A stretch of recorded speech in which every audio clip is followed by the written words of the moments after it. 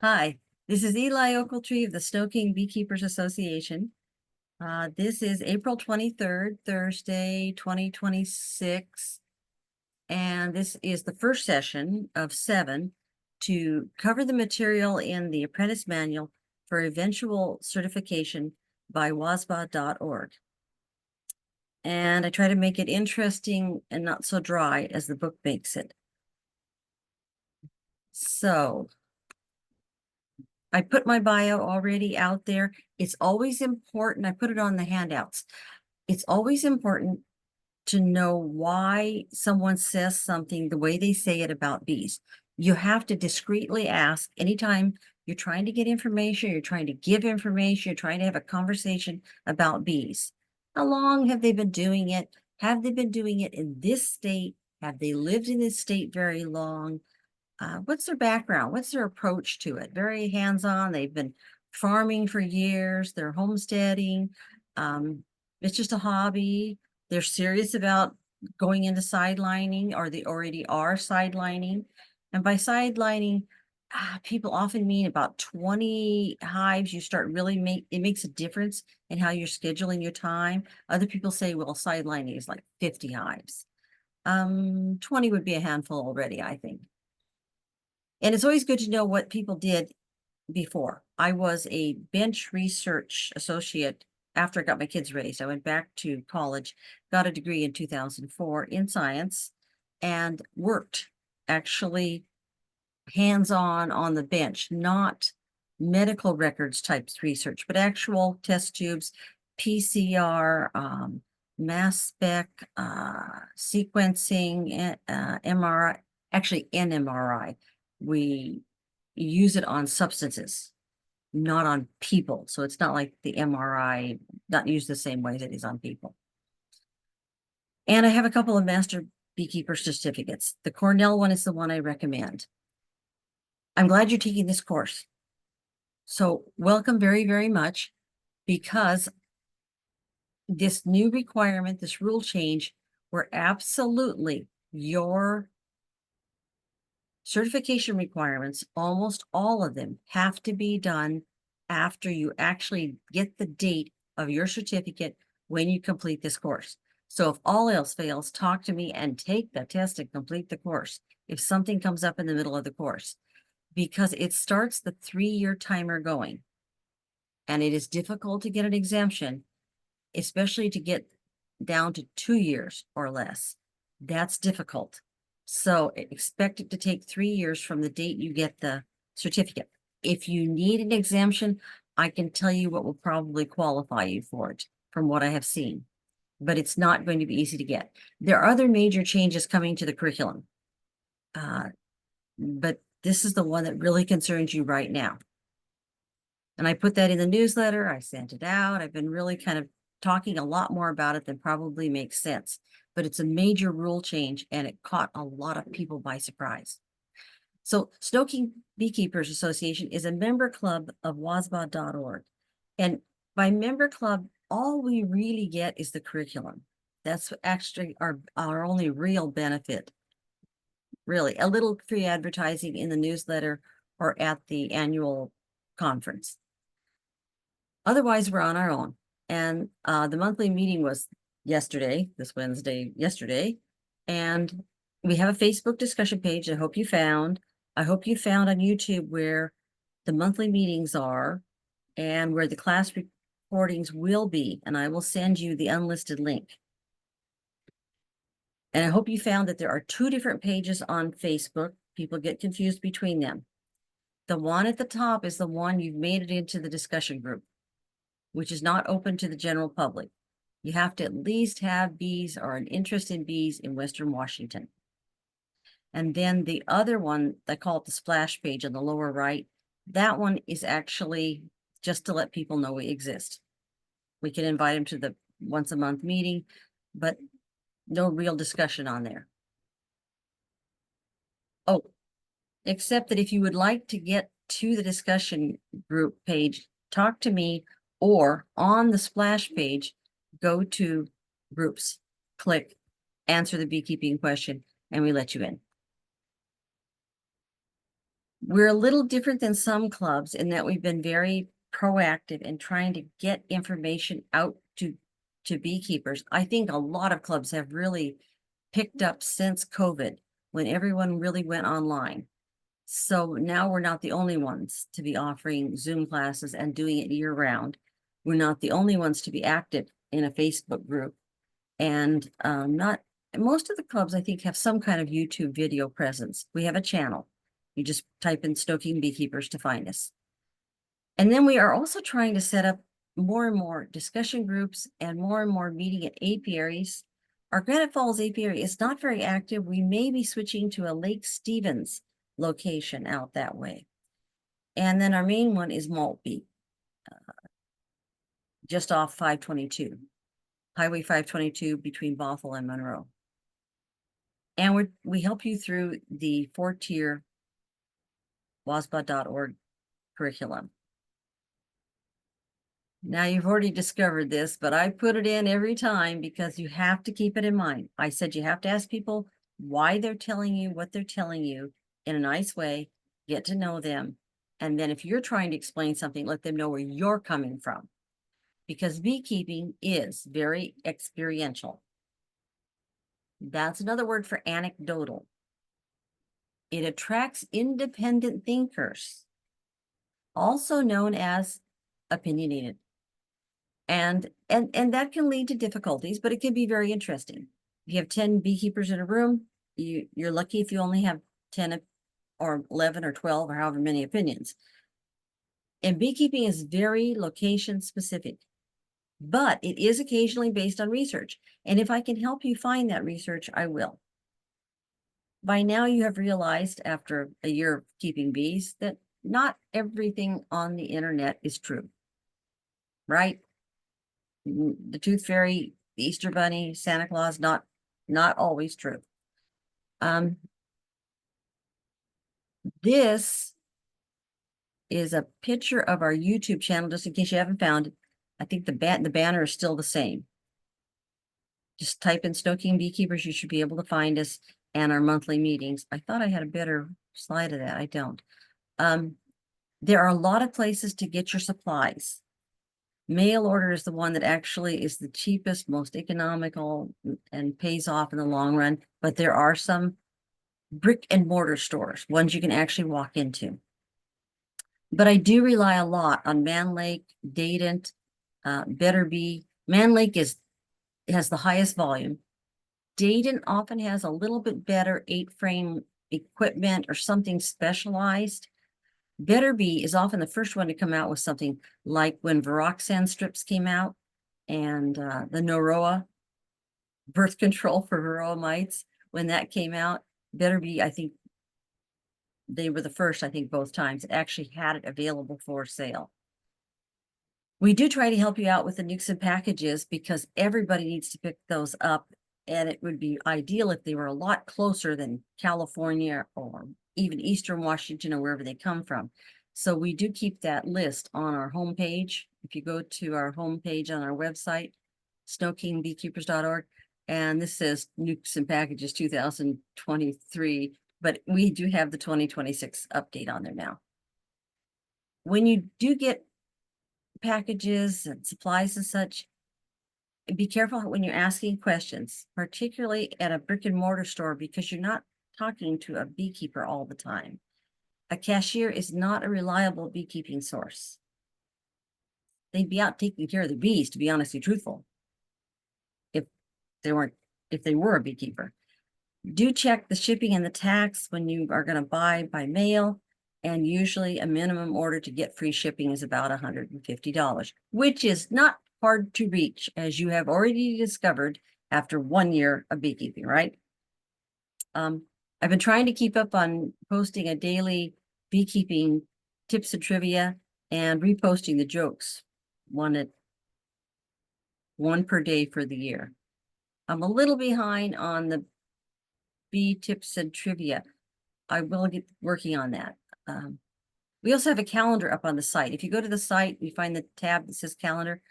It often tells you what we're up to, what we've been doing, and when to expect that we will be doing something too, because we repeat the same types of apiary sessions and such year after year. The syllabus. I sent the syllabus out, basically, in the handouts. When you really get down to it, to pass this course, you take the online test based on the manual. Anything I say, my opinions or suggestions, are not answers for that test. I do not write those questions. I don't give the WASBA.org certificate. They do. You must pass their test. In case some of the questions seem odd and you say, Eli would never say that, you're right. But I don't write the test and I don't give the certificate. I request it for you. I handle it for you, but it's not my certificate. We generally follow the manual's table of contents, and we have to divide the 10 chapters into 7 sections. It is a WASBA.org manual. I try to put my supplemental material on the handouts. It's less confusing. I don't follow the manual exactly, and there's a lot of material that the day I write my own beginner class, the material I put on the handouts will be in that class as part of the class. The syllabus. So I move the chapters around some. Chapters 1 and 2 especially go together, and that's why I sent out 2 chapter outlines, not just chapter 1. But it's sort of hard to separate the anatomy of a bee from the anatomy of the superorganism we call a hive or a bee colony. And that's hard to separate from everything else about bees, their behavior, their lifestyle, their forage, everything they do is all interconnected with their anatomy as individuals and as a superorganism. We aren't going to spend a lot of time on equipment, chapter 3, but hive management. We'll try to spend at least one full session and probably more on what are you doing in your hives and why are you doing it and how are you doing it. Somewhat the seasons, because you've already discovered what you do in the spring is not what you do in the summer, is not what you need to be doing in the fall. Some is the same, but there are seasons, and they're very quick seasons in beekeeping. The spring, the summer, the early fall, and then we go into about 6 to 9 months of rain. Varroa, we'll spend some time on diseases and pests, but especially one entire session on Varroa. We have to. It is our biggest challenge, and we have not solved it. We're getting close to 40 years now, and we still have not solved the Varroa challenge.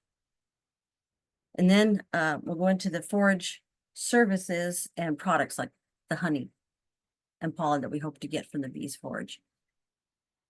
Pesticides, we're going to quickly, there's very little to actually say without getting highly technical, but we'll put that with native pollinators and helping pollinators. There's a lot of what was already covered in beginner that we just can't spend a lot of time on. However, if you didn't take beginner with me and you need anything I refer to, and at the end, after we finish the basic class presentation, I'm happy to go over any of it, get any of the handouts to you, review anything beginner. That's not a problem. Not everybody starts at the same point. Not everybody took beginner here. And even if you did, if you took it in the last year and a half, you probably took it from Brandy.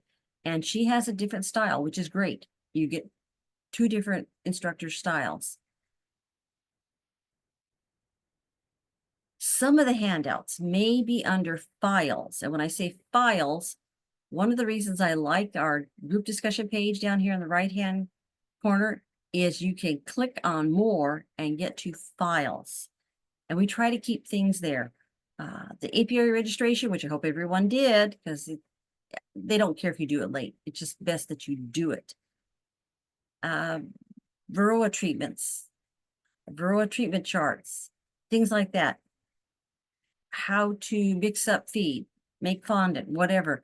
A lot of that will be under files, but I'm also giving it to you during the class. And I hope that you are keeping up with the Facebook discussion group. At least check in on them every once in a while. And that's a great place to ask a question. In some ways, it's better than asking a question out on the other Facebook group groups that are not specializing in Western Washington. They're not insisting that the people be from somewhat the same area. Even Eastern Washington is part of what I call the other 49 and a half contiguous states. It's not the same as Western Washington. So your before chapter 1 in your manual, quickly the preface says, this was already covered in beginner. So if you feel like any of this was not covered, talk to me, talk afterwards in the Q&A or as it comes up. You can ask me questions. But ordinances, you should have checked those out. Your neighbors, figured out how to handle them, how to get bees, order bees, basic equipment. Maybe you're still struggling with that, like weight problems or something, because 10 frame deeps full of honey are impossible to move. I unload them halfway myself if I ever came into that situation. I'd unload 5 frames out before I even tried to lift a 10 frame deep of honey. Siting your apiary. Did you find the ideal apiary site? Are you still working at finding where you can put the bees and they're not in the way of the kids playing? You don't bother the neighbors, whatever. The number of hives that's going to work for you and under your circumstances, and the package versus nuke debate. Of course, you've already probably solved that by now and have ordered whichever one you're going to try. So the basic class plan is the same as beginner if you took it with me. I'm going to try to cut the 90 minutes down. Brandy's much better than I. She's getting it down to like an hour or a little bit more. I still get chatty. And then follow that up, that recorded part, with an unrecorded question and answer. I'll try to keep the outlines coming. The chapter tests are based on the manual. They're online. If you already did beginner, I think everybody here has done online tests with me. It's the same format, except there's 2 versions of every chapter. So you get 2 chances and you have to ask me to reset, which is fine. But if I don't care if you need to reset. Untimed, open book. So usually it's not a problem. But if you don't get a high enough score in trying the 2 different versions, that's fine. I can reset for you. Just email me. Handouts. Usually it's my own work or opinion. And resources, again, I or other students that have helped me. For example, the equipment list I had help with at times. And Carol Moore is now doing NUC package suppliers list. But the questions for NUC package suppliers, I think I wrote that up a long time ago. And they are questions, some of which relate to chapters 1 and 2 in how we see bees and their relatedness and their genetics and their behavior and their traits. So I attach a digital manual. I just mailed the print ones, okay? I just mailed them. Sorry, but I had to order them first and get them out. So the digital has already gone as an attachment. The chapter outlines, you should have gotten, if I didn't send the NUC package supplier list, it's on the home page. I think I sent the questions to ask NUCs and package suppliers. If not, just tell me, I will send it. And the recommended references and resources, which need updated. I think I also sent the list of YouTube videos you just have to watch. And they're funny. There's one where bees are learning to forage and they're coming back from their first foraging flights and they're running into the side of the hive. It is funny. Bee bloopers. And then we want you to have hands-on. This is very online. Both beginner and apprentice are online in the WASBA.org curriculum. That's the way it is. It works out well for getting you started, but you do need to see other beehives. Try to see somebody else's beehives. Try to make a bee buddy, a friend somewhere, and just even go over and see their apiary and how they set up their hives and why they're trying what they're trying and why did they put them in partial shade when they really had a chance of putting them in full sun? Why did they not face the south? There's a reason. When you come out to the malt bee apiary, I'm usually there, and ask me why. Why did you not do what you said to do in the class? And I'll be happy to tell you, there's always a reason why you would do something differently. And at those apiary classes, Saturdays are for sure. people, that's usually when people can come the most often. It's difficult to give up your Saturday, but it's really well worthwhile doing it a couple of times during the summer. And I put May to August because April is not looking reliable where I am yet. Not so that I can say we'll meet on Saturday and know that we're not going to get rained out. We do general hive inspections. How do you open the hive? What are you looking for? And we'll go through that in chapter 4, hive management more. Also, I want to cover splits, especially vertical splits, demarré, Stella Grove, double screen board, that sort of thing, on how you would save retail space, real estate, how you would use, and then sometimes it makes your neighbors happier if you have 2 small hives, you're actually sharing the space or in the same hive stack. It looks like you have 1 hive. Some people count, and that makes them happier in neighborhoods that you're in. It can be or easier or not for you. Varroa treatments. We're now down to about 8 that are, I believe, all organic, comparatively safe compared to the ones that were used commercially. And that usually the varroa mites become resistant to. We'll go through grafting. If anyone wants to try grafting, moving eggs into queen cups, into a queenless cell building node, where we get young, enthusiastic, lots of nurse bees to raise queens from an egg that would have otherwise just been a worker egg. Female egg, any female egg can become a queen. Then we'll go over some VSH, varroa-sensitive hygiene assays, and more queen rearing. So it'll happen throughout. The hive inspections, the varroa treatments, those are the most common ones that we end up doing again and again. And talking about splits and equipment and such, coming out is a really good chance to anybody's apiary to see different types of equipment. If you'd like to see the difference and heft the difference between 8-frame and 10-frame, for example. And whenever I start a course, I like to point out that Washington, we should be able to raise honeybees and do it well. We have actually an advantage in a northern climate. I'll talk a little more about it, I think, in forage. If you have long summer days and short winter days, your bees are really active foraging during those long days of summer. But then as activity slows down in the winter, they actually use up less of their winter stores. And you are hoping that the difference between what they collected in the long summer days and what they ate during the short winter days and long winter nights, you're hoping that that difference you're going to be able to harvest. And that is why you actually get more honey from northern states than from southern states. If you don't have a winter, the bees never stop eating up what they collect. And they actually, each colony uses most of what it collects. You never even see it because it gets used up instantly. And sometimes people don't realize that. But actually, there is an advantage. And that is why if you look at the top 10 honey-producing U.S. states, I should get an update. This is in 2021, where Washington moved into the very bottom of the top 10 honey-producing states in the contiguous United States. And that probably includes honey in Alaska, Hawaii and Alaska too. So probably all 50 states in the top 10.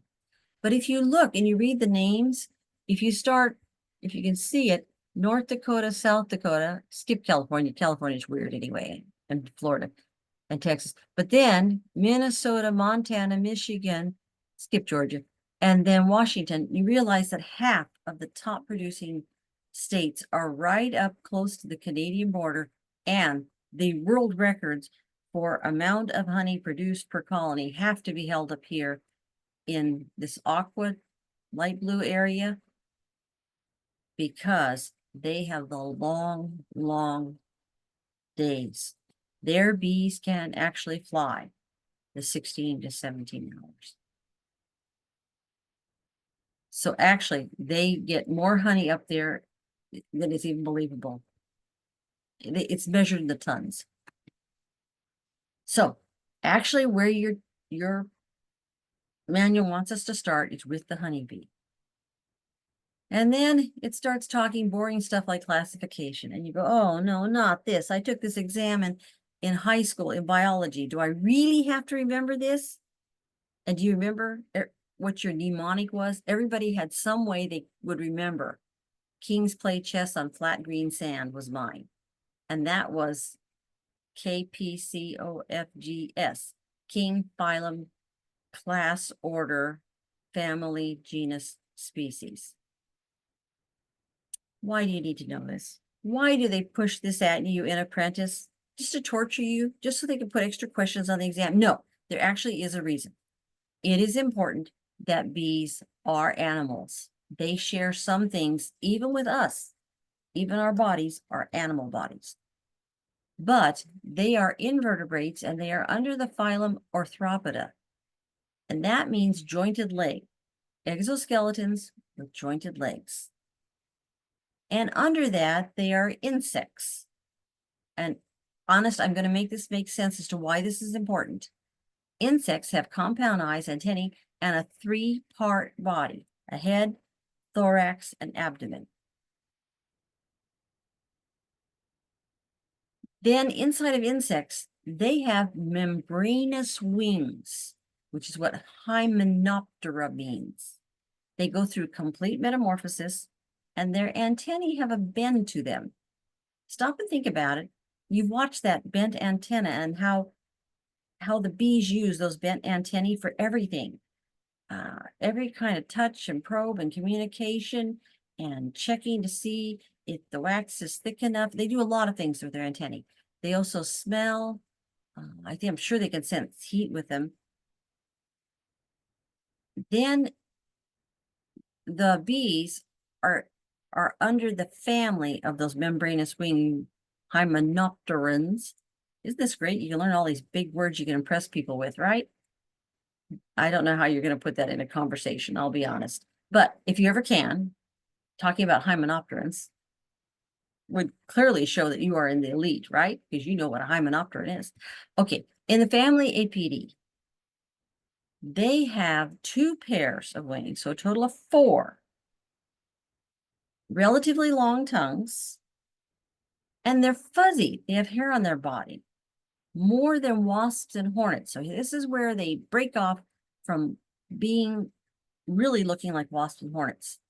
But they are close, the bumblebees and quite a few of the social bees, even the solitary bees, even carpenter bees and such. They still have all those characteristics. But then in the genus Apis, this is where honeybees are distinctive. They actually store honey and enough. There are maybe a dozen species that we could harvest honey from. They all build homes out of wax, which they make out of their own bodies. And that includes the Asian honeybee, Sarana, and some other Asian honeybees that we don't hear as much about, like the giant one called Dorsata. Why is that important? Only this genus actually can you harvest honey from. There's a type of honey, but it doesn't taste at all like honey, made by like stingless bees, for example, which live particularly down in Central America and other areas of the world, but especially people will talk about the stingless bees down in Central America, and I think into South America. But out of that possibly a dozen species, only one and only one managed to live outside the tropics. Bees are naturally a tropical insect, and that will show up when you talk about their anatomy, you talk about why they do what they do, and we try to keep them alive. Okay, I talked you through it. Here it is, a little more visual. We're all animals, bees and humans, and all the other types of things I've been talking about. It is important, especially when it comes to something like insecticides or especially insecticides is where I think of it as being important. Arthropoda, jointed leg, exoskeleton. Here, if you go all the way here, you get spiders, scorpions, and mites like varroa mites and ticks. Okay, varroa mites are over here. They're rather different. And they just developed birth control for varroa mites. How could they do that? There's something that's different about them. It's not just the exterior, it's on the interior too. So that birth control for varroa mites, you can put it in the beehive. And if you follow this other branch of, this is called a phylogenetic tree. If you follow the other branch of this tree going down, you will find that bees are way over here. It's also important in that insecticides are going to affect everything class Insecta. So when you're trying to get rid of small hive beetle, notice beetles there, and wasp and ants, notice they're under Hymenoptera, membranous wing, and maybe you're trying to get rid of wax moth. When you use insecticides, those are all insects. It's important if you're using something for the moths that you air out the equipment well before you put bees in it. If you're going to try to get rid of the beetles, you may not want to use an insecticide. You might want to try an oil trap. Luckily, so far, small hive beetle hasn't taken hold in most of the state of Washington. There's a small exception I've heard up there toward the north, and I hope they're getting rid of it. But it's really important. There should be really good methods for getting rid of those mites, which are way over on this branch here, class Arachnida, as opposed to class Insecta, which is going to be a little more difficult. And anytime somebody sprays an insecticide, it's probably going to have some effect on bees, even if it's supposed to affect the moths more, or the beetles more, or flies and mosquitoes, or grasshoppers on the lawn. I think you see where this is going. In chapter 6, we just gloss over pesticides really fast. But this is where it's kind of important to know who's related to what and why the birth control for mites, for example, probably won't impact the bees. But if we're trying to kill off wasps and ants, we're going to be very careful because bees and wasps and ants are more closely related. So it really was worthwhile staying awake during your high school biology class, right? But our European honeybee, our honeybee is considered to be the European or the Western honeybee. And it's not considered to be native to this continent. And there's a question in your test about that, I think, about 14 million years ago. The fossil bee was found here. So 14 million years ago, there was a native bee, but it died out. Like the camels, the original horses, and a bunch of other really nice animals that didn't make it through the mass extinctions, I guess. So technically, some people will say the European honeybee is an invasive and that it only got here in 1622, at least by 1622. As a pollinator, the forage it is looking for benefits us greatly because it's looking for European crops. And it also is difficult for us to deal with because some European plants are also invasives, like the blackberry that covers square miles of Western Washington. When I say European crops, don't forget that includes all of our tree fruits, a lot of vegetables we like, a lot of plants that we like to eat. If you really want to eat a true Native American diet, you would be down to some odd nuts and such, and beans, maybe some rice, because there's wild rice, and squash, and it would be a very boring diet for those of us who've grown up with being able to go to the grocery store or to plant in our gardens a lot of European crops. The bee can actually utilize nectar and honey from a lot of plants because it is such a generalist. However, as you know, when you watch your bees, fly past all kinds of plants close to the hive and zoom over to get to some blackberries or fireweed, or not right now. The maples are still blooming in a lot of places. Elderberries starting to come out, and the bees just take off from the hive and go past your beautiful flowers that you planted because it was a pollinator mix that you picked up, right? And they ignore them because they want to specialize. They can use all of those plants, but they have worked out a system of specialization. I mention that because you know it as the waggle dance, right? Scouts go out, find a source, come back, waggle dance, and get the bees all hyped up and start building. And it's like a crescendo. It builds over a day or two or three. By day three, they are using that source that the scouts found that was so good, they will fly past all the other flowers and possible forage to get to that one. I mention that right now because when we have unsettled weather, especially where I am, and it's not staying sunny for 3 days in a row, it messes with the bee system. They want to utilize that system. Now they can go out and get pollen, but what they really crave and the carbs that keep them going individually and as the superorganism we know as a colony, what keeps them going is to get massive amounts of carbs. And for that, they've got to find a good source. And the waggle dance, starting with scouts, building the crescendo, recruiting, and utilizing that source of carbs very efficiently, especially carbs if they can get it. They prefer nectar to pollen as much as they can get. They need pollen, but it's the nectar they can hoard. They can't really utilize that when the weather doesn't settle.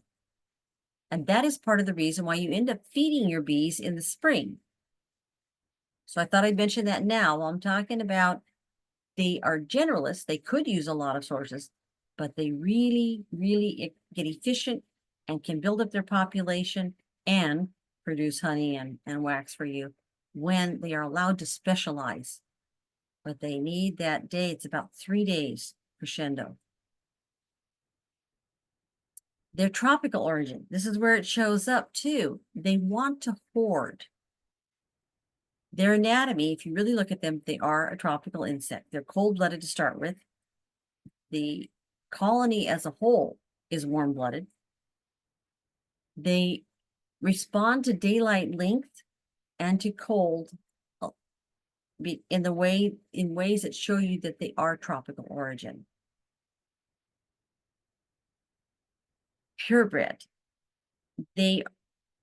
Their anatomy, and I'll talk more about it a little this time and more next time, about how hard it is to keep any strain of bees pure in any way. Now, how do they do that? I mean, how can I say that when we have Italian bees, the Carniolans from the Carniolan Alp bees, we have the Caucasians from the Caucasus, the Caucasian Mountains in Eurasia, and then we have the Africanized bees, which have genetics that came from Africa, especially I think sub-Saharan Africa. And instead I say we have Americanized mutts, I and a lot of other people. How do you explain that? I might go forward one since I brought that topic up. The manual wants to talk about at least 5 subspecies. I think they added on Africanized and maybe some others. And I want to talk a little bit about Saskatraz and Buckfast because those are big right now. People are buying those and they are curious as to what are they. Your manual spends a lot of time talking about their characteristics. A lot of people spend a lot of time talking about the different characteristics of these different bees. Then someone will call me in late July, August, and their bees are doing something weird that bees never used to do.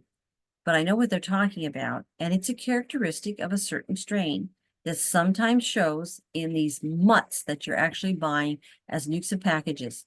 I'm not a fan of all this diversity that a lot of people are very proud of. There are pros and cons. Bees already have a diversity system. They are constantly utilizing a larger gene pool than we can even imagine. The average person doesn't even imagine what their gene pool is and what they have available. So you'll see these pictures. I think I may have pulled them directly out of the manual. At least 5 species. And the queens, people will say, well, I've got a queen a certain color, therefore it must be. This one here with almost no stripes and very amber body, people will say that's an Italian. Well, somewhat. An American Italian used to look a lot like that when I started beekeeping about 11 years ago. The ones with the stripes, I'm seeing a lot of. I call them the tiger stripes. I am seeing completely black queens, very dark gray queens, and some with a lot of very heavy striping to them, darker queens. How did they ever get these genetics? And the color of the queen does not tell you anything really about her. It's not the way it works with livestock, where if you are breeding Black Angus, they are purebred Black Angus is black. Holsteins are, if you're breeding, I think a lot in terms of cattle. Sorry about that. We had cows and cattle when I was growing up. Black and white, I think Holstein. Then there were certain others that we had a few of occasionally. The Herefords, the brown Herefords. We had, okay, so color told you something. In the case of bees, it doesn't necessarily. Color is not linked to other characteristics necessarily. It may or may not be. But back in Europe and Eurasia, looking at this map, I hope you can see, if I point to it, the Italian peninsula, that's where the Italian bees came from. That's important when I talk about tracheal mites. It's actually important that they came from this area. And that was the species in the United States that was resistant to tracheal mites, because tracheal mites were endemic in this area. Now, the Carniolan Alps up here, where you have a shorter critical winter, a shorter critical summer, and then a longer winter. That's important because Carniolans occasionally, someone will call me and their bees are engaging in Carniolan behavior. They hit a dearth and they shut down the brood right away. And sometimes they find it difficult to ramp back up because they are used to a short summer. And at the end of the short summer, you hit dearth, you go into winter. Well, we can't have our bees going into winter in August. So sometimes we have to help pull them out a little with a little thin syrup feed. The Caucasian Mountains, it doesn't have them labeled here. Over in Turkey, the Caucasus, this area. What else? Those are the major ones, I think, over here. There is one other type of bee you hear a lot about, called the Russian. Now, I've switched the map on you, so I hope you can realize that I was talking about this gray area over here in the upper left. Now I'm talking about where the Russian bee came from, which is very close to where the Asian honeybee is naturally found. The Russian, the Primorsky bee. Primorsky region is over here. I hope you can see Japan on the very lower right-hand corner. That's Japan there. And they have had for centuries the Asian honeybee.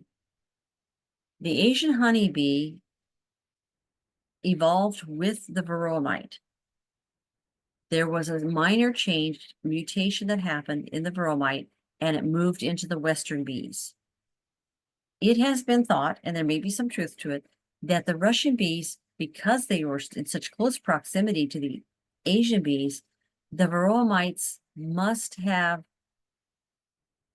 affected the Russian bees first and over a longer period of time, so that those Russian bees could have actually developed some resistance. That is one of the reasons why the only strain that you really find in the United States that is as close to purebred as you could hope for is the Russian bee, sold by the Russian bee breeders. Because, and I put the information here, the Baton Rouge lab of the USDA, United States Department of Agriculture, the ARS, Agricultural Research Service, people like Tom Rinderer, imported way back about 1995. And out of those bees, they bred them back to each other. They were actually allowed to bring those in. Why are we so fascinated with these different strains of bees that came from elsewhere? Now I need to go back a couple of slides. Probably should have put it. The issue of how we ended up in America with one type of bee. There was a point at which we really had rather inbred bees. I mentioned that the honeybee is not native to North America. It is technically, if you want to make a point of it, it is an invasive species. It probably came in, I'm betting that it came in about the 1500s, somewhere in the 1500s with the Spanish. But officially, we know that it came in through Virginia because it is on the ship's manifests through in 1622, and also Massachusetts, it came in through there too. Now, it takes over 200 years from then for bees to get to this side of the Rockies. And this is where the lack of geographical barriers shows up. The Rockies stop the bees, just as the Rockies and Cascades stop the monarch butterfly, for example. A number of species you will not find on this side of the Cascades, and sometimes not even on this side of the Rockies. I put a couple of dates in here because this is sort of my historical page. Langstroth Bee Space is officially written up, and Reverend Langstroth claims credit for, knowing that it's 1/4 to 3/8 of an inch that bees respect and need for their corridors and their spacing between comb and such. And it's based on their body dimensions. They need that much space to pass between the combs.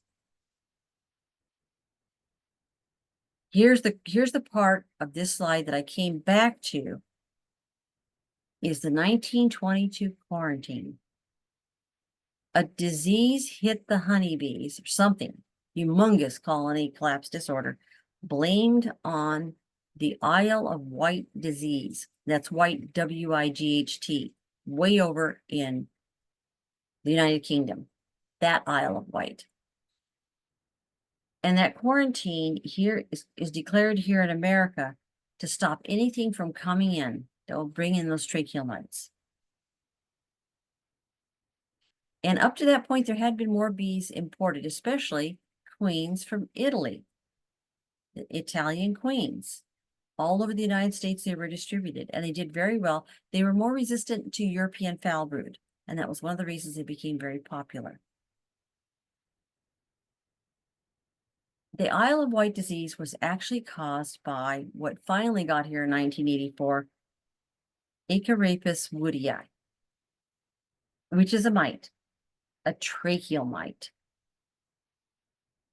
And Varroa destructor came about 3 years after that. Varroa destructor came in.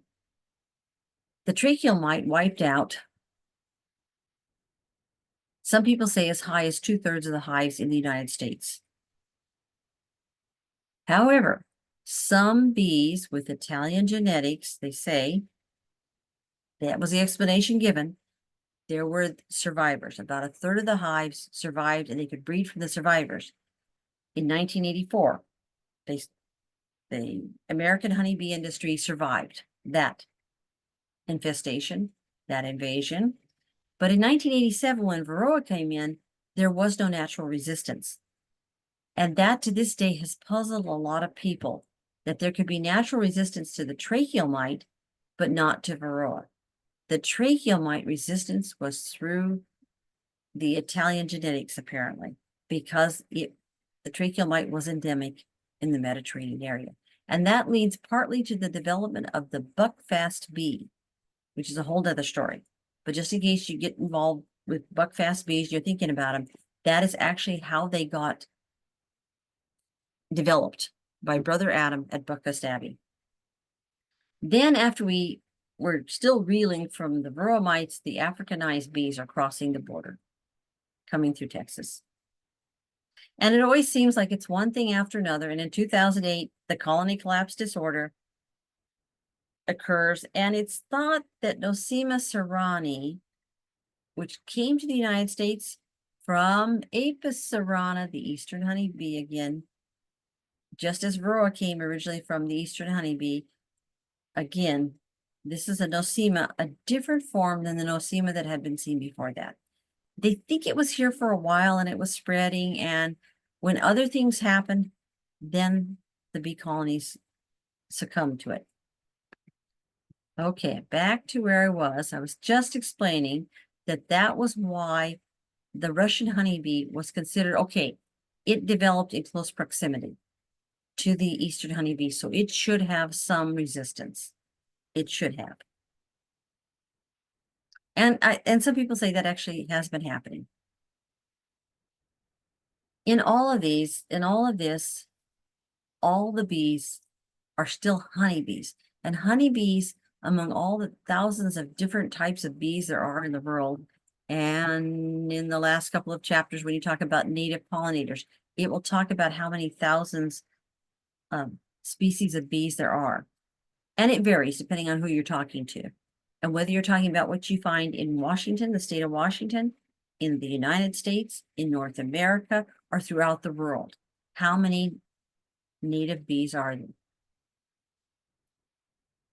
But honeybees do some odd things that, as I said, shows you where they came from and where they evolved. One odd thing that they do is they maintain their body temperature in winter. We call that clustering. Now you might think, oh, clustering, it's just going dormant or hibernating. No, we have to make sure they can get to food because they are actually heating each other, themselves as a cluster. Each bee is cold-blooded, but the cluster as a whole is warm-blooded. They have to keep the queen at a minimum temperature, not just to keep her alive, but to protect the most important thing in the hive, which is the sperm she carries in her spermatheca. In the spring, when it's too cold for a queen to go out and mate, for the bees to start building population, they need an already mated queen. And they need to keep her at about room temperature to make sure that that precious cargo she's carrying of sperm in the spermatheca is safe. And then when they actually have brood, either late in the fall or again early in the spring, that brood temperature needs to be kept in the lower 90s. This is quite a challenge if you are really a tropical insect, and they have solved it with the clustering behavior, with hoarding enough carbs in honey, particularly in honey, and enough nutrients in pollen and such to get them through our winters, our northern winters. They did not evolve with that in the tropics. As they came and spread from Africa, Asia, or both, the bees did evolve with a lot of plants, which we value them for today because a lot of our food is from European origin plants, and some of the weeds too, and the invasives. They did all this by being so social. That word EU, social, eusocial, that's fully social, the ultimate, the pinnacle of success in being social. That's a honeybee colony. Up to 50,000 or more individuals cooperating. They can do this actually because of the really complicated genetics, which we are still trying to work with to get mite resistance. And that's actually causing trouble with something when we're trying to get a behavior like mite resistance that depends on a number of traits. I can go over that, but I tend to wait until journeyman to really try to explain the genetics. It's complicated. The reason that we are not finding a solution to breeding for a resistant bee yet. There's some progress made. It's debatable.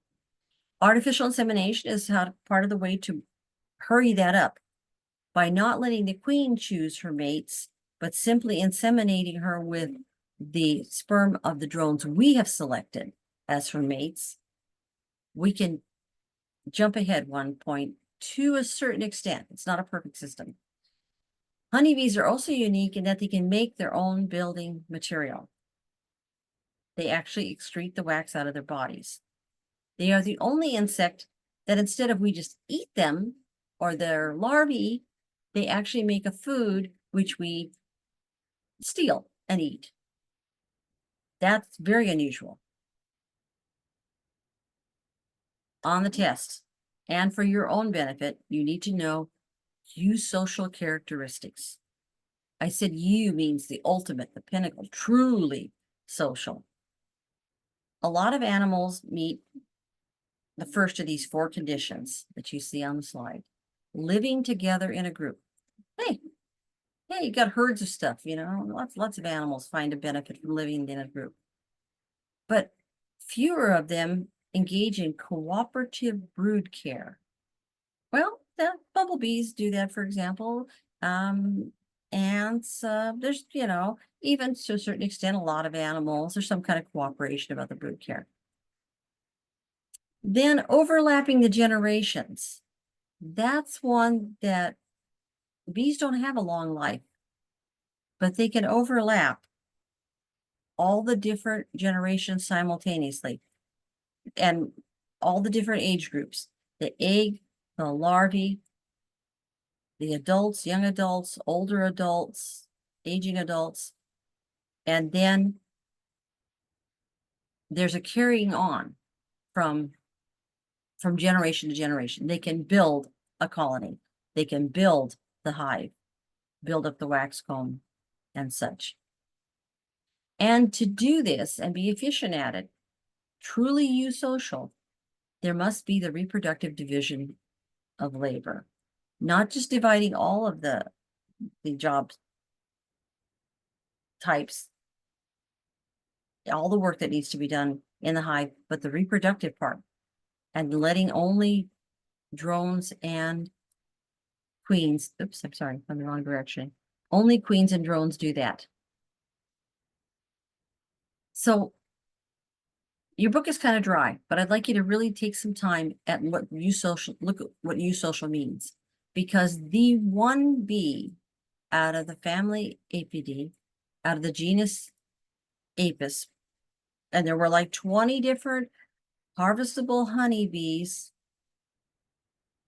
in the genus Apis, but only one could leave the tropics because only one was truly eusocial and met all these other conditions. They could go from a tropical to a temperate climate and survive and actually thrive because they could do that storage for winter, that hoarding, because they were naturally cavity nesters. They had developed that ability. Not out in the open. For example, here's a picture over on the side of Apis dorsata, the giant honeybee, out in the open. Well, that's not going to work in a temperate zone. Can't move to all continents of the world and to the northern United States if you are not seeking a cavity and nesting in one.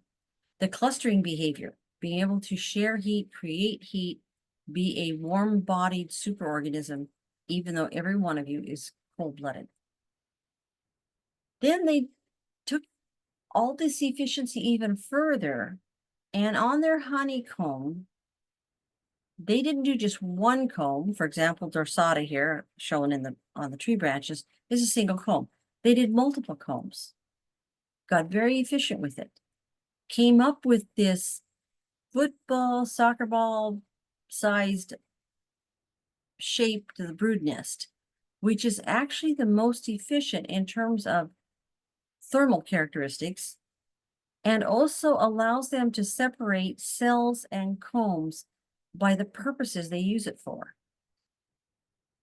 Okay, this is the reproductive division. And I'm showing here also, there's honey separated out from brood, and there's actually some bee bread here, but that's just the beginning of the efficiency. The other species of honeybees, here's 3 of them, Serrana, Florea, and dorsata. Serrana is somewhat organized inside. It's a cavity nester. The other 2 aren't really cavity nesters. They tend to be out in the open.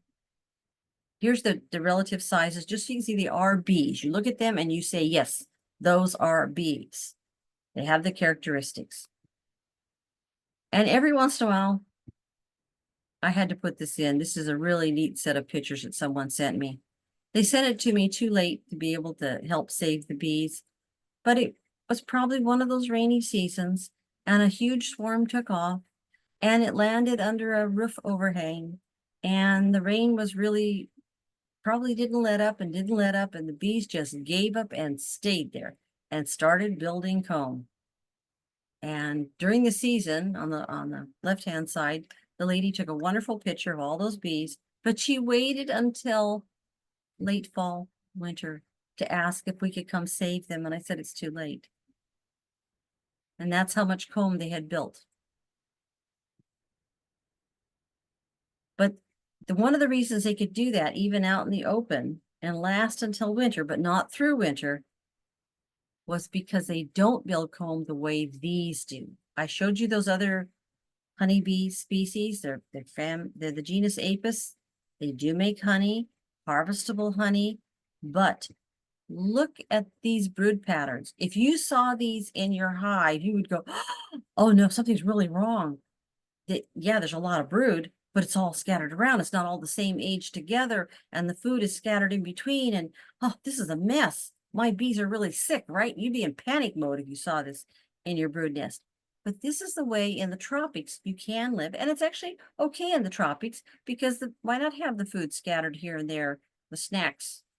I mean, hey, you know, kids are always hungry, so those larvae are always hungry. Having the snacks interspersed with the larvae has a certain logic to it.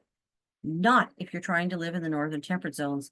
Leave the tropical area and be able to move throughout the world. So I hope you see it as all that eusociality comes out of the peculiar characteristics of honeybees, which then we deal with, and we have to help them with if they're going to survive in a northern climate. I put in a few more things here because when you get swarm calls and you're trying to explain to somebody, you're looking at the picture, you're looking at the insect, and you're going, that is not a honeybee. And they are convinced it's a honeybee because it flies, it has wings, maybe it makes a buzzing noise, and they are just absolutely convinced. And you're telling them that's a bald-faced hornet. Here's some pictures of bald-faced hornets. And they'll even tell you that the bees have made this nest that's hanging in their tree. And they need to have them removed. And they know they're honeybees. And you need to explain, well, no, actually, even though it is the same family, they don't have enough hair. These are not cute little fuzzies. These are actually, we call it the hornet, but I think the bald-faced hornets are actually wasps. There's a wasp hornet families. And when we look at the bee up above and the wasp down below, we just look at those wings and we know what a yellow jacket or a wasp looks like. Down below, look at those narrow wings that are folding longitudinally. Look at the shape of them. Look at that shinier body. There's maybe a little hair here and there, but not the incredible amount of hair that honeybees emerge out of their pupal state with as young adults. The insects, there's the big difference between honeybees and wasps, hornets, because honeybees are vegans, and wasps, even if the adult wasp can't eat meat, it raises its larva on insect prey or whatever high protein source like that it can find.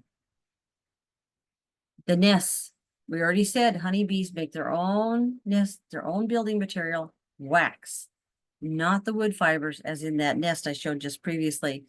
And your neighbor says they really need you to come remove this honeybee nest out of the tree. And we are learning, I hope you're all learning not to laugh and to take it very seriously. It's good they called you and you can give them advice, but that's not a honeybee. We already know that our honeybees cannot sting repeatedly, but the wasps and hornets can. That our honeybees have to overwinter as a group. not in singles. For wasps and hornets, the mated queen usually overwinters. And bees, people often don't notice them when there's just mated queens and a few wasps or hornets early in the summer. It's when later in the year, the nest population has built up and that entire nest is looking for food. That's when people notice the yellow jackets, is later in the year. And the entire nest starts looking for nectar, honey, or bee larvae or whatever it can get in the fall. Oh, and just another picture. I always tell people not to do front feeding at the front of your hives because you are training these yellow jackets here on the landing board. Landing boards are also sometimes called robbing platforms. This is why.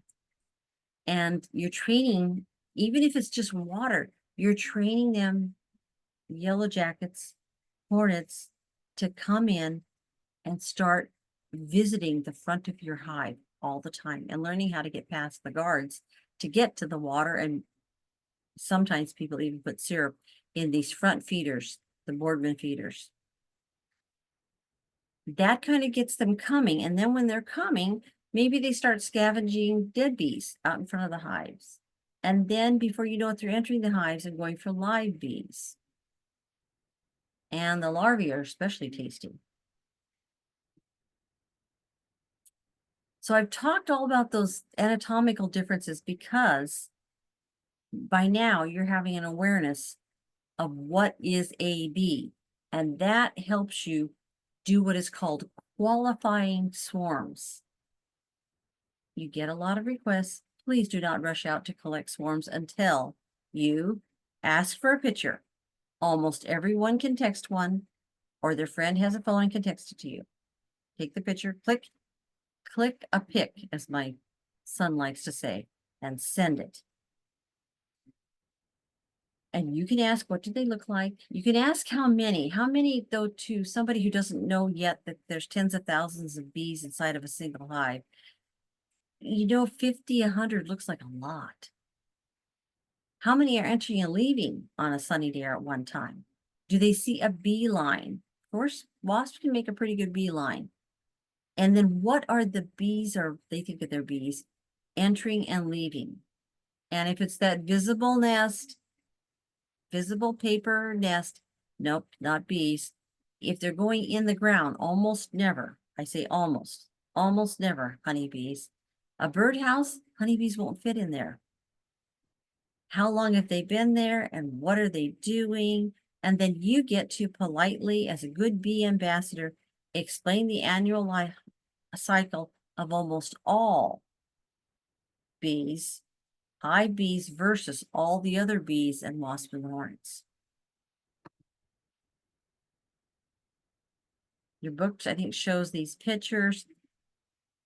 I think I left this picture in because inside your hive, you may see all of these colors simultaneously, including some very, very dark bees, black or very dark gray. And you're looking at it and you're thinking, well, gee, that must be an awful lot of drift or something. It depends on what drones your queen mated with. You can naturally have quite a color range in your hives if your queen got out and mated with a good variety of drones, which is good for the colonies and for the species as a whole. I included in your handout some lists about what people say the different subspecies. They're not different species, they all interbreed, but people will call them races, ecotypes, breeds. They'll call them different things, but they all breed together if they can. If they're in proximity, they will. And proximity means miles, within miles. Queen bees naturally go a mile or more or two. There are recorded documentation studies of queen bees going, they say, up to like 9 miles. Drones tend not to go as far because they have to hover in the air, and they need to do that and be ready for a queen to go by, to come close to where the drones are meeting. So these are the most popular ones. Your book goes through the Italians, the Carniolans, the Caucasians. I don't remember if they spend much time on the Russians, but that is the one that you can actually get almost completely pure for all essential purposes. It is pure, and there's the symbol over on the side of the Russian Honeybee Breeders Association. Africanized, we see defensive behavior out here, but it usually disappears very quickly, and we assume it's just a reversion to wild type. Africanized don't do well this far north. Could it happen? It could, but even if you had an Africanized queen, the very first offspring would immediately lose half the characteristics because she wouldn't have Africanized drones to mate with.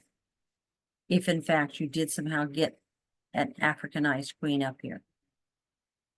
Saskatraz, there's a lot of curiosity right now about Saskatraz. Be very careful if you're going to spend any extra money or put out any extra effort. At one time, Saskatraz was offered exclusively by the Olivares honeybees down in California, and they were using Saskatraz breeder queens that they had brought in from Saskatchewan, Canada, by the Meadow Ridge Enterprise. I wrote this down a couple of years ago because there was so much buzz about the Saskatraz. If you're going to pay extra, I don't know that it's worth it, but if you are going to, check the pedigree. Buckfast. The Buckfast bee, there's some interest in it because Brother Adam of Buckfast Abbey is in the United Kingdom, and the United Kingdom is basically at the same northern latitude as we are. So, and the weather is somewhat rainy and foggy as it is in much of Western Washington. So it makes sense that that bee strain would actually be one that might do well here. I can't say that it does or doesn't, but it's a good theory. Both Saskatraz and Buckfast are mixes. They are not a breeds true every generation, even when people are breeding them. After a while, even if you breed, successfully go out in an island or a desert or someplace, and you manage to breed Saskatraz to Saskatraz and Buckfast to Buckfast, they will still lose the characteristics and you'll have to reinvigorate the line.